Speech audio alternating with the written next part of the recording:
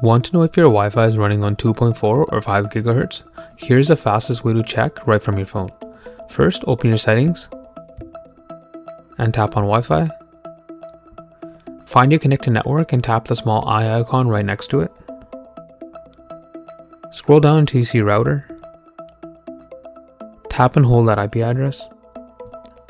Then hit copy. Next, open a web browser and paste that IP address into the search bar and hit go.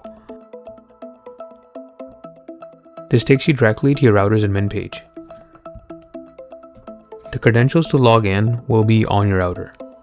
Once you're logged in, look at your network status. You'll instantly see whether your router is broadcasting at 2.4 GHz band, a 5 GHz band, or both.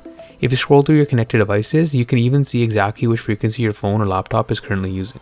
Pro tip, if your router supports both, you can actually go into these settings to give each band its own name and password. This lets you force your heavy-duty devices like your computer or gaming console straight onto the faster 5 GHz network. That's it. If this quick tip helped you out, hit the subscribe button down below and I'll catch you next one.